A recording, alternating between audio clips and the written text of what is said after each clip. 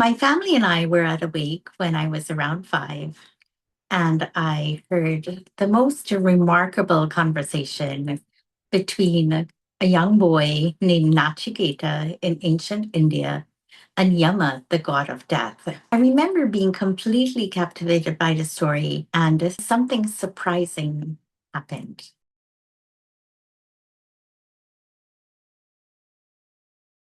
Hello, everyone, and welcome to the channel within. Today's format is a little bit different, where it's just me telling a story of how this all evolved. Thousands of years ago, before near that experiences were being shared today, a young boy approached death and asked a question humanity still asks today. What happens when we die?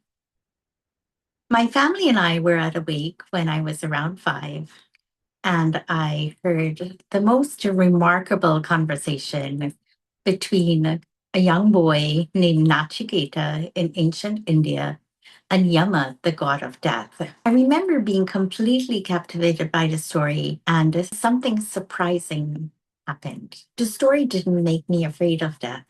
Instead, I felt awe and wonder of these individuals, both Nachiketa and Yama. Nachiketa's father was performing an ancient Vedic ritual.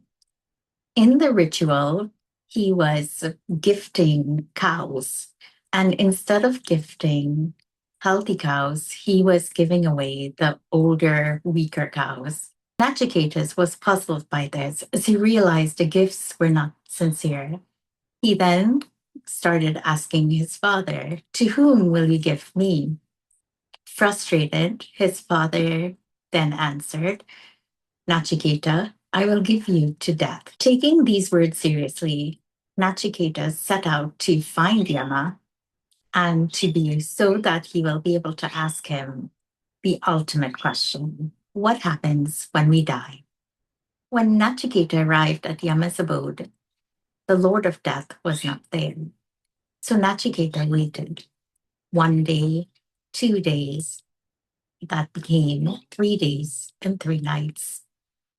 When Yama returned, he was so impressed by this young child's courage and determination that he told him he will give him 3 gifts. For the first gift, Nachiketa asked for a beautiful one, a gift where his dad will not be upset when he returns home.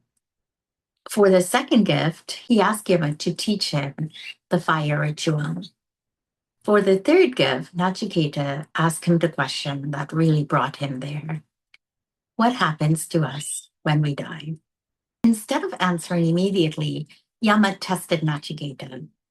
He offered him power, long life, wealth, and the pleasures of the world. However, Yama was unable to convince Nachiketa to accept any of these.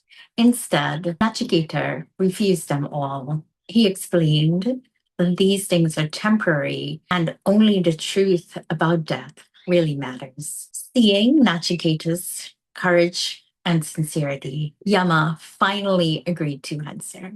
Yama told Nachiketa that the true self or the soul is eternal. It is never born, and so it never dies. He explains that this divine reality exists within us all, in everything that exists. This wisdom comes from the Katha Upanishad, where the young seeker Nachiketa learns directly from Yama. As a young child of 5, this story did not make me afraid of death. Instead, it filled me with awe for both Nachiketa and Yama. I did not see Yama or death as frightening, but as a teacher who patiently taught Nachiketa the truth. I was in awe of Nachiketa as well, who was so brave. Nachiketa's courage opened the door to one of the deepest spiritual truths, that our essence is eternal. Thousands of years later, people who are experiencing near-death experiences go beyond the veil and come back with the same message, that our consciousness continues. that we are eternal beings and that only love is real. Again and again, they tell us that consciousness continues and who we are is not destroyed when the body dies. Hearing these stories today reminds me of what I heard when I was 5 years old listening to Nachiketa and Yama. Decades later, I now have the honor and privilege to be speaking with people who've had near-death experiences and have gone past the threshold of life and death and have returned. Through their experiences, we're able to explore life, death, and consciousness. And that is why I created the channel within to demystify death and to experience life in consciousness and everything in between. Thank you for being here. If you haven't liked or subscribed yet, I invite you to do so. Please come along on this journey with me as we explore life, death, and consciousness together. Thank you so much for being here with me today.